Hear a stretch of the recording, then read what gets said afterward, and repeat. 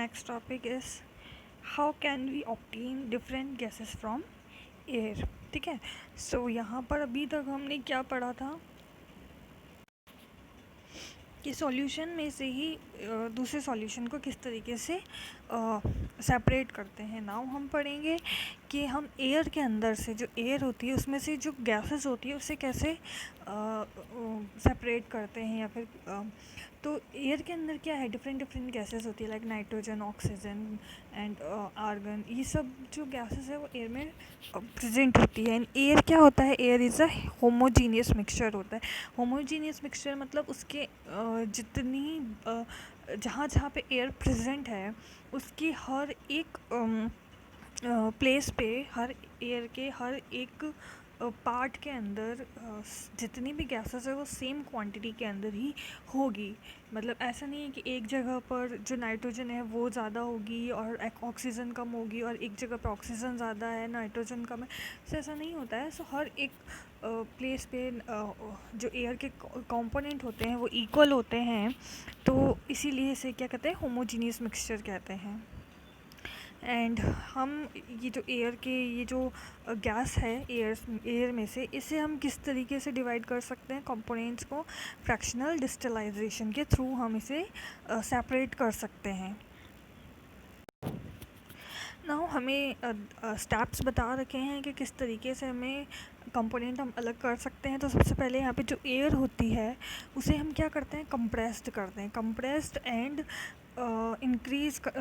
compressed and cool by increased pressure and decreasing temperature. so किसी भी gas को liquid में बदलने के लिए हम क्या करते हैं, सबसे पहले कि उसका प्रेशर बढ़ाते हैं. प्रेशर इंक्रीज़ करेंगे तो जो भी अपनी गैस होती है वो क्या होती है, कंप्रेस हो जाती है. ठीक है. देन सेकंड स्टेप में क्या होता है कि अगर उसका टेम्परेचर है वो डिक्रीज़ किया जाता है. डिक्रीज़ करने से क्या होता है, वो कूल हो जाता है. जो एयर है वो कूल हो जाएगी. सो कंप्रेस करेंगे एंड कूल करेंगे उसे. तो जो हमारी एयर होती है जो गैस फॉर्म में होती है वो क्या होती है, लिक्विड फॉर्म में कन्वर्ट हो जाती है. ठीक है. देन हम इसे क्या करेंगे कि allow to warm up slowly in fractional distillation column. इसमें हमने नेक्स्ट स्टेप में हमने क्या किया है कि इसे हमने थोड़ा थोड़ा गर्म करना स्टार्ट किया है, इसे वार्म अप करना स्टार्ट किया है. ठीक है. सो ये क्या जो होता है, ये प्रोसेस ये होता है फ्रैक्शनल डिस्टिलाइजेशन कॉलम के अंदर. ठीक है. ठीक है. ये जो वार्म अप का प्रोसेस होता है ये अलग अलग चैम्बर्स के अंदर होता है. अलग अलग चैम्बर्स होते हैं. लाइक एक गैस को अलग करने के लिए अलग चैम्बर होगा. अलग अलग चैम्बर्स हम इसलिए लेते हैं क्योंकि एयर के अंदर बहुत सारी गैसेस प्रेजेंट होती है और हर एक गैस का जो बॉइलिंग पॉइंट होता है वो भी डिफरेंट डिफरेंट होता है. सो यहाँ पर जो टेबल दे रखी है इस टेबल में यही बताया गया है कि जो ऑक्सीजन है उसका बॉइलिंग पॉइंट क्या है, -183 डिग्री सेल्सियस. आर्गन का क्या है, 186. एंड नाइट्रोजन का है 196. ठीक है. एंड इसमें एयर बाय वॉल्यूम परसेंट निकाल के दी हुई है. एयर बाय वॉल्यूम परसेंट कैसे निकालते हैं मैंने आपको ऊपर बताया था अभी प्रीवियस वीडियोस के अंदर. Now we have to separate out. हमें क्या चाहिए, we want oxygen gas from air. हमें ऑक्सीजन को अलग करना है एयर में से. We have to separate out all the other gases present in the air. The air is compressed by increasing the pressure and then cooled by decreasing the temperature to get liquid air. So मैंने भी बताया कि हमें oxygen चाहिए तो oxygen को separate कर लेंगे उसमें से. तो सेपरेट करने के लिए सबसे फर्स्ट प्रोसेस अभी हमने पढ़ा है कि हम एयर को क्या करेंगे, कंप्रेस करेंगे. कंप्रेशन का प्रोसेस किससे होता है कि इंक्रीज़ कर देते हैं हम प्रेशर, तो वो जो एयर होगी वो कंप्रेस हो जाएगी. देन हम क्या करेंगे, डिक्रीज़ कर देंगे टेम्परेचर डिक्रीज़ करने से क्या होगा, जो एयर होगी वो कूल हो जाएगी एंड वो कन्वर्ट हो जाएगी किसमें, लिक्विड एयर में. This liquid air is allowed to warm up slowly in a fractional distillation column where gases get separated at different height depending upon their boiling point. ठीक है. तो यहाँ पर हमने क्या करा है कि जो भी हमारी लिक्विड एयर थी उसे हमने क्या करा है, अलग अलग फ्रैक्शनल डिस्टिलाइजेशन जो कॉलम होते हैं उसमें अलग अलग कॉलम्स के अंदर हमने उसे वार्म अप किया है, उसे हीट दी है. तो अलग अलग चैम्बर्स के अंदर अलग अलग गैसेस जो होंगी वो उन अपने बॉइलिंग पॉइंट के अकॉर्डिंग क्या है सेपरेट होती जाएंगी, है ना। ये कॉलम, ये जो सॉरी डायग्राम दे रखा है, ये इसी का ही है, कंपोनेंट्स ऑफ एयर को कैसे किस तरीके से सेपरेट करते हैं। तो सबसे पहले वही हमने यहाँ से एयर दी, एयर देने के बाद यहाँ पर क्या है हमारा हाई प्रेशर है, हाई प्रेशर की वजह से क्या होगा, कंप्रेस हो जाएगी एयर, कंप्रेस्ड एयर जो होगी वो यहाँ से जाएगी। एंड यहाँ पर आप देख सकते हैं ये कि फ्रीजिंग कोल्ड वाटर है, ठीक है। कोल्ड वाटर जो है वो यहाँ से, ये जो पाइप्स दिख रहे हैं, इन पाइप्स के थ्रू क्या है यहाँ से जाएगा और ये बाहर निकल जाएगा, ठीक है। तो यहाँ पर क्या ये जो कोल्ड वाटर होता है वो इस चैम्बर के अंदर फ्लो करेगा, मतलब इस पाइप के थ्रू। तो इसमें जो हमारी हमारी जो एयर होगी इसके अंदर, वो हमारी क्या हो जाएगी, कूल हो जाएगी एयर, ठीक है। फिर और कंप्रेस जो है, कोल्ड एंड कंप्रेस्ड एयर जो है वो यहाँ से होती हुई यहाँ पर जाएगी, ये सेपरेटर है। ये फर्स्ट कॉलम है हमारा, फर्स्ट कॉलम में हमने क्या अलग कर लिया, कार्बन डाइऑक्साइड, ठीक है। कार्बन डाइऑक्साइड को हमने अलग कर दिया एज अ ड्राई आइस, मतलब जो सॉलिड कार्बन डाइऑक्साइड होती है वो हमें यहाँ से मिल जाएगी। सो फर्स्ट कॉलम में हमने क्या सेपरेट कर दिया, कार्बन डाइऑक्साइड, ठीक है। नाउ ये सेकंड है, सेकंड चैम्बर है। इस सेकंड चैम्बर में हमने क्या अलग किया, नाइट्रोजन एंड ऑर्गन की, हमने नाइट्रोजन एंड ऑर्गन को हमने यहाँ पे सेपरेट कर लिया। नाउ हमारे पास ये थर्ड कॉलम है, थर्ड कॉलम में हमें क्या मिल जाएगी, लिक्विड ऑक्सीजन मिल जाएगी यहाँ पर। सो हमने जो ऑक्सीजन हमें चाहिए थी उसे हमने एयर के अंदर से, ये जो एयर हमने यहाँ पे इंसर्ट करवाई थी, इसमें से हमने ये ऑक्सीजन को लिक्विड फॉर्म में अलग कर लिया। Next topic is how can we obtain pure copper sulfate from an impure sample। Means हमें एक impure sample दे रखा है किसका, कॉपर सल्फेट का। इसमें हमें प्योर कॉपर सल्फेट इससे सेपरेट करना है। तो सबसे पहले इन्होंने एक्टिविटी दे रखी है, इस एक्टिविटी में इन्होंने क्या करा कि इम्प्योर सैंपल ले लिया कॉपर सल्फेट का इन चाइना, एक चाइना डिश के अंदर। उसके अंदर क्या है, इन्होंने थोड़ा सा वाटर मिक्स करा, ठीक है। वाटर मिक्स करेंगे हम तो जितनी भी इम्प्योरिटीज़ होंगी, हल्की इम्प्योरिटीज़, जो लाइट इम्प्योरिटीज़ होती है वो ऊपर फ्लोट करने लग जाएंगी। तो फ्लोट करेंगी तो उसमें से हमने क्या करेंगे, फ़िल्टर आउट कर, मतलब फ़िल्टर कर लेंगे जो इम्प्योरिटीज़ होंगी, ठीक है। Now evaporate water from the copper sulfate solution so as to get a saturated solution। उसके बाद क्या करना है, हमने जो भी इम्प्योरिटीज़ है उसे तो हमने फ़िल्टर कर लिया, देन हम उसे क्या करेंगे, इवोपरेट करेंगे। इवोपरेट करने से क्या होगा, जो वाटर होगा कॉपर सल्फेट सॉल्यूशन के अंदर, वो वाटर क्या होगा, इवोपरेट हो जाएगा, ठीक है। तो हमें क्या बचेगा, सिर्फ हमारे पास जो सॉलिड होता है वो बचेगा। फिर इस जो सॉल्यूशन हमें जो मिलेगा इवोपरेशन के बाद, उसे हम क्या करेंगे, फ़िल्टर पेपर की हेल्प से हम क्या करेंगे, फ़िल्टर कर लेंगे, सॉरी कवर करेंगे उसे, ठीक है। सो हमें उसे कवर करके उसे रख दिया है, अनडिस्टर्ब्ड रखना है एट रूम टेम्परेचर। उसे रूम टेम्परेचर पे ही हमने एक स्टेबल पोजीशन में हमें उसने रख दिया है, ठीक है। You will obtain the crystal of copper sulfate in the china dish. This process called crystallization। थोड़े टाइम बाद हम देखेंगे, मतलब एक दिन के बाद हम देखेंगे कि ये जो हमारे पास सॉल्यूशन था वो सॉलिड हो जाएगा, एंड जो सॉलिड होगा यही हमारा क्या होगा, कॉपर सल्फेट होगा, कि उसका क्रिस्टल होगा, ठीक है। कॉपर सल्फेट का क्रिस्टल होगा। और ये जो प्रोसेस होता है ये क्या कहलाता है, crystallization. The crystallization method is use to purify solid. वही है क्रिस्टलाइजेशन मेथड, कब कहाँ पर यूज़ में आता है, कि प्योरीफाई सॉलिड को हमें प्योरीफाई करने में काम आता है सॉलिड को। मतलब किसी भी सॉलिड में इम्प्योरिटीज़ में से जो प्योर सॉलिड होता है उसे सेपरेट करना, ठीक है। For example the salt we get from the water can have many impurities. जो वाटर से हमें सॉल्ट मिलता है उसके अंदर क्या होती है, बहुत सारी इम्प्योरिटीज़ होती हैं। To remove these impurities, the process of crystallization is used. Crystallization is the process that separates pure solid in a form of its crystal from solution. वही है कि क्रिस्टल, किसी भी इम्प्योर क्रिस्टल में से प्योर क्रिस्टल को separate करने के लिए हम क्या करते हैं, क्रिस्टलाइजेशन को हम यूज़ करते हैं, ठीक है। एंड सेकेंड एक और मेथड होता है किसी भी लिक्विड सॉल्यूशन में से क्रिस्टल को अलग करना, मीन सॉलिड को अलग करने से, जैसा हमने पहले भी पढ़ा था इवोपरेशन का, कि जो वाटर होता है वो इवोपरेट होता है और हमें नीचे क्या मिलता है, एक हार्ड सॉलिड मिलता है, ठीक है। तो सम सॉलिड डिकम्पोज और some like sugar get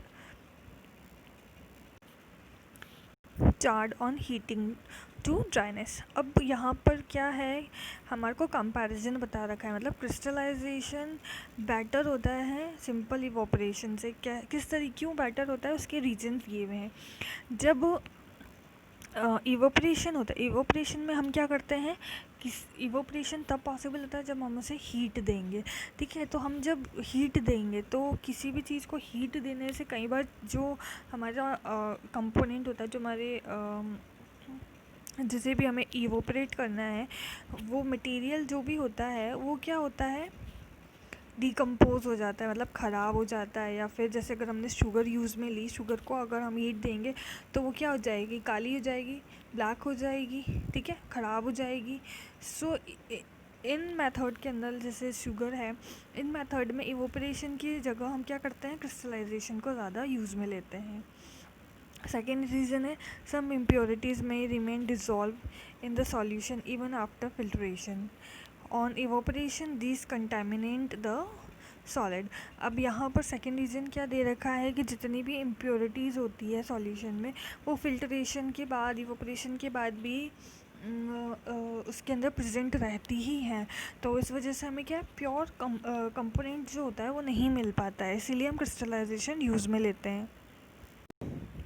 now application दे रखी है, purification of salt that we get from sea water. वही जो हमें सी वाटर में से हमें सॉल्ट सेपरेट करना होता है, उसके अंदर हमें यूज़ होती है।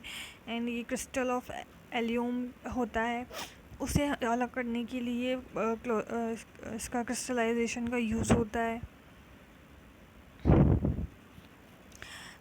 ये दो मेथड है, इवोपरेशन, क्रिस्टलाइजेशन। इन्हें हम जो भी हमारे कंपोनेंट है, जो भी हमारे मिक्सचर हैं, उसके अकॉर्डिंग हम चूज़ करते हैं कि हमें कौन सा मेथड इसके लिए सूटेबल है। कहीं ऐसी टेक्नोलॉजी है, एडवांस टेक्नोलॉजी है जो कि सेपरेशन मेथड में यूज़ आती है। यहीं पे एक एग्जांपल दे रखा है, जो भी हमारे घरों में ड्रिंकिंग वाटर आता है वो किस तरीके से प्योरीफाई होता है, फिर हमारे घरों में आता है, उसका यहाँ डायग्राम दे रखा है कि किस तरीके से प्योरीफिकेशन होता है। ना यहाँ पे हमें दे रखा है रिजर्वायर।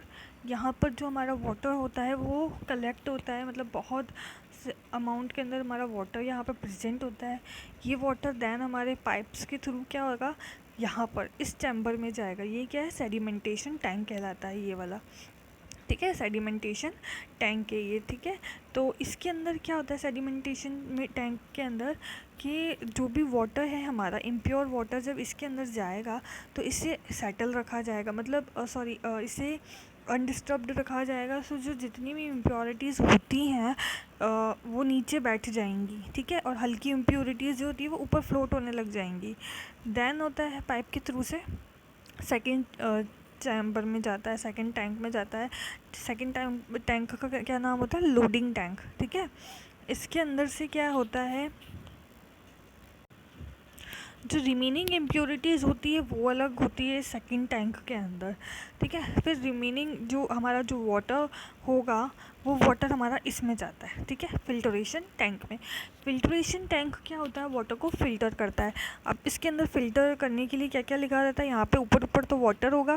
ये आप जो देख रहे हैं फाइन सैंड, ये जो फाइन सैंड वाला पार्ट है, ये वाला यहाँ पर बहुत ही बारीक जो है मिट्टी होती है, ठीक है। एंड सेकंड में आप देख रहे हैं ग्रेवल। यहाँ पर ये जो सेकंड लेयर है, इस सेकंड लेयर के अंदर क्या होंगे, थोड़े मोटे पत्थर होंगे, ग्रेवल्स जो होते हैं मतलब कंकड़ जो होंगे वो होंगे यहाँ पर, ठीक है।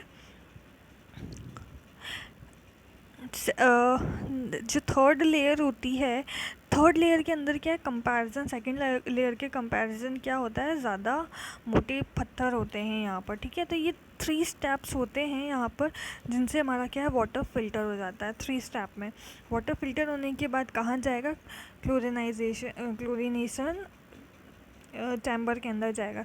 इस क्लोरिनेशन चैम्बर में क्या होता है, क्लोरिनेशन क्यों करते हैं हम, क्लोरिनेशन करते हैं बैक्टीरिया को किल करने के लिए। तो इसमें जितने भी बैक्टीरिया होते हैं वो क्या होते हैं, क्लोरिनेशन की हेल्प से क्या होंगे, ख़त्म हो जाते हैं, ठीक है। देन जो आपको वाटर मिलता है वो हमें प्योर वाटर मिलता है जो हमारे होम्स में सप्लाई होता है।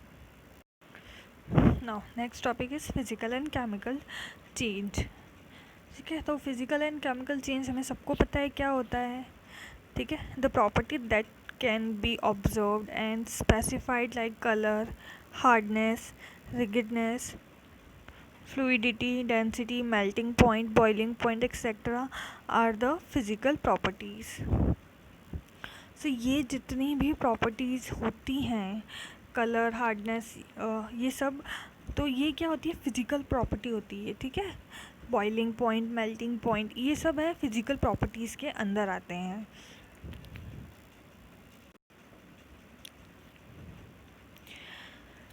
एंड जो केमिकल प्रॉपर्टी होती है, केमिकल प्रॉपर्टी में क्या होता है, अंदर इंटरनली जो चेंजेस होते हैं या फिर इंटरनल जो भी कंपोनेंट प्रेजेंट है किसी भी एलिमेंट में, किसी भी चीज़ के अंदर, किसी भी मैटर के अंदर, तो वो जो इंटरनल उसका होता है, इंटरनल कंपोजिशन होती है, वो केमिकल स्टेट कहलाती है।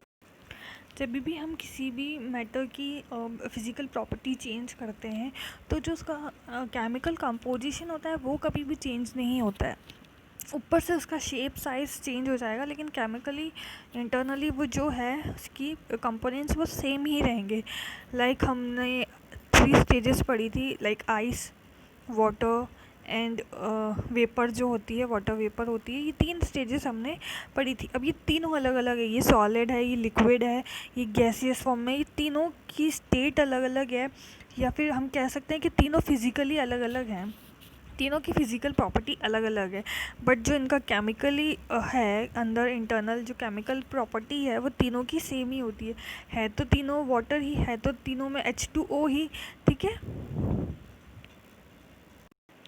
नाउ ये हमने फर्स्ट एग्जाम्पल पढ़ा। सेकेंड एग्जाम्पल में इसने यहाँ पर ये बोला है कि जैसे वाटर कुकिंग ऑयल की बात करिए, जो वाटर कुकिंग ऑयल होता है दोनों ही क्या होते हैं, लिक्विड होते हैं, दोनों ही क्या है यहाँ पे दोनों की ही फिज़िकल प्रॉपर्टी सेम है, लेकिन केमिकल स्ट्रक्चर जो है वो दोनों के अलग अलग हैं। हमने यहाँ फर्स्ट एग्जाम्पल में क्या पढ़ा था कि दोनों इन तीनों की क्या होगी, फिज़िकल प्रॉपर्टी डिफरेंट होती है बट केमिकल स्ट्रक्चर एक तो होते हैं। सेकेंड एग्जाम्पल में हम क्या पढ़ रहे हैं कि दोनों की फ़िज़िकल प्रॉपर्टी एक ही होगी, मतलब दोनों लिक्विड होंगे पर उनके केमिकल स्ट्रक्चर अलग अलग होंगे, दोनों डिफरेंट होंगे, ऑडोर में इनफ्लेमेबल होंगे, इनकी इनफ्लेमेबिलिटी अलग अलग होगी, ठीक है। तो ये क्या है, जो ऑयल होता है वो एयर के अंदर क्या हो सकता है, बर्न हो सकता है, ठीक है। एंड जो वाटर होता है वो क्या करता है, फायर, मतलब जब भी आग लगती है तो उसे बुझाने का काम करता है, ठीक है। एंड अगर उसी आग में अगर अपन ऑयल डालेंगे तो आग और ज़्यादा बढ़ जाएगी। सो ये किस लिए होता है, क्योंकि उनकी केमिकल प्रॉपर्टी अलग अलग है। अगर हम किसी भी केमिकल के अंदर किसी भी मैटर की केमिकल प्रॉपर्टीज़ को हम चेंज करते हैं, ये जो केमिकल प्रॉपर्टीज़ होती है इंटरनली जो भी इसके कंपोनेंट्स होते हैं, अगर हम उन्हें चेंज करते हैं तो उसके अंदर क्या होंगे, उसकी केमिकल कंपोनेंट जो होंगे उनमें चेंजेस आ जाएंगे, और ये जो चेंजेस आते हैं इन्हें हम क्या कहते हैं, केमिकल रिएक्शंस कहते हैं। ये जो केमिकली चेंजेस होते हैं इन्हें हम केमिकल रिएक्शंस कहते हैं। नाउ हमें एलिमेंट्स एंड कंपोनेंट्स के बारे में पढ़ना है, ठीक है। एलिमेंट्स क्या होते हैं, एलिमेंट्स 3 टाइप के थ्री टाइप्स के होंगे। 3 टाइप्स कौन कौन सी हैं इनकी, metals, non metals and metalloids, ठीक है। Metal, non metal and metalloids, ये 3 इनके होंगे। अब ना इनकी प्रॉपर्टीज़ क्या होती है, मेटल की प्रॉपर्टीज़ दे रखी है। मेटल की प्रॉपर्टी के अंदर क्या होगा, कोई भी मेटल अगर मेटल है तो हम उसे पहचानेंगे कैसे, क्योंकि उसके अंदर क्या होगी, एक तो शाइनिंग होगी, ठीक है, silver grey and golden yellow colour के अंदर होंगे वो, ठीक है। उनकी कंडक्टिविटी जो होती है इलेक्ट्रिसिटी की वो बहुत ज़्यादा होगी। डक्टाइल होंगे वो लोग, मतलब उनको उनके पतले पतले वायर्स बना सकते हैं।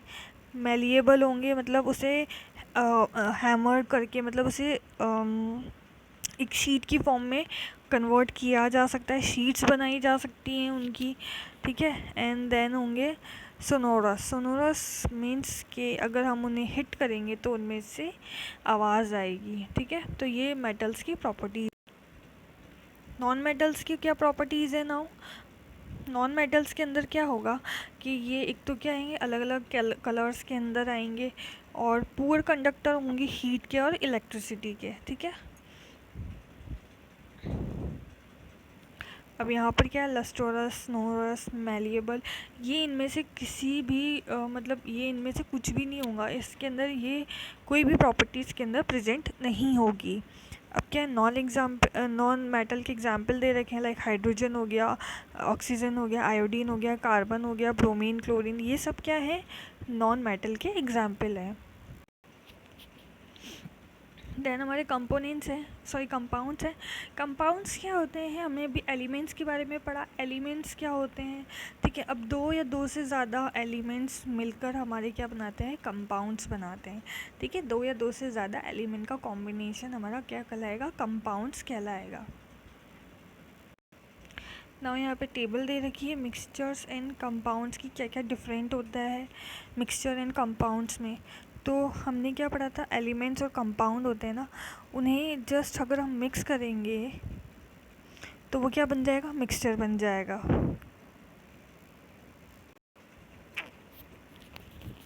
ठीक है। हमें उन्हें सिर्फ मिक्स करना होता है। लेकिन अगर हमें एलिमेंट्स से हमें कंपाउंड बनाने हैं तो जो हमारे एलिमेंट्स होंगे, एलिमेंट या जो भी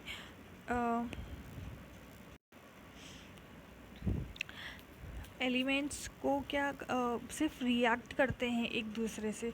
जो भी दो एलिमेंट्स होंगे वो क्या करेंगे, आपस में रिएक्ट करेंगे, और रिएक्ट करने पर ही वो क्या करेंगे, न्यू कंपाउंड बना लेंगे। यहाँ पर रिएक्शन ज़रूरी है, यहाँ पर क्या है, जस्ट उसको मिक्स कर सकते हैं हम। सेकेंड क्या है इसमें difference, a mixture has a variable composition. जो मिक्सचर होता है उसके अंदर क्या होगी, वेरिएबल कंपोजिशन होती है, मतलब अलग अलग कंपोजिशन होती है, अलग अलग क्वांटिटी हम लेते हैं तो अलग अलग कंपोजिशन उसकी हो सकती है। The composition of each new substance is always fixed. Composition जो कंपाउंड्स होते हैं, कंपाउंड्स के अंदर क्या होता है, एक फिक्स्ड अमाउंट होता है। यहाँ पर हमारा अमाउंट क्या है, वेरी कर सकता है, हम अपनी मर्ज़ी से अमाउंट ले सकते हैं। कंपाउंड्स में क्या होता है, फिक्स्ड अमाउंट ही होता है हमेशा। थर्ड क्या है हमारा, a mixture shows the property of the constituent substance. वही है कि जो हम जो भी ले रहे हैं एलिमेंट्स, उन एलिमेंट्स की जो प्रॉपर्टी होगी वही उस मिक्सचर की प्रॉपर्टी होगी, वो प्रॉपर्टीज़ मिक्सचर में भी मिलेंगी हमें। The new substance has totally different property. यहाँ पर हमने क्या करा, दो एलिमेंट्स को हमने आपस में रिएक्ट करवाया, तो हमारा थर्ड कंपाउंड, मतलब जो हमारा नेक्स्ट कंपाउंड बनेगा दो उनके रिएक्शंस से, तो जो उस कंपाउंड की प्रॉपर्टी होगी ना वो बिल्कुल डिफरेंट होगी। The constituent can be separated Fairlie easily by physical method. अब एलिमेंट्स में क्या होगा, सॉरी मिक्सचर में क्या होगा, मिक्सचर में हमें क्या कर सकते हैं, इसमें जितने भी कंपोनेंट्स इसमें मिक्स हुए हुए हैं उन्हें हम फिजिकल मेथड से हम अलग कर सकते हैं, ठीक है। इसके अंदर क्या है कि अलग करने के लिए हमें क्या करना पड़ेगा, या तो केमिकल या फिर इलेक्ट्रोकेमिकल रिएक्शंस होती हैं वही करवानी पड़ेंगी उनको सेपरेट करने के लिए। सो इलेक्ट्रोकेमिकल मतलब एनोड कैथोड वाली जो रिएक्शंस होती हैं वो रिएक्शंस हमें करवानी पड़ेगी ना। पूरी चैप्टर की एक तरीके से समरी दी हुई है। हमने इसमें क्या क्या पढ़ा था, सबसे पहले मैटर पढ़ा था, मैटर की 3 स्टेट पढ़ी थी, सॉलिड, गैस और लिक्विड, ठीक है। इसे फर्दर डिवाइड करा दो पार्ट में, एक तो प्योर सब्सटेंस होता है, एक मिक्सचर होता है। मिक्सचर मतलब किसी भी दो कंपाउंड के मिक्स करके हम मिक्सचर बनाते हैं।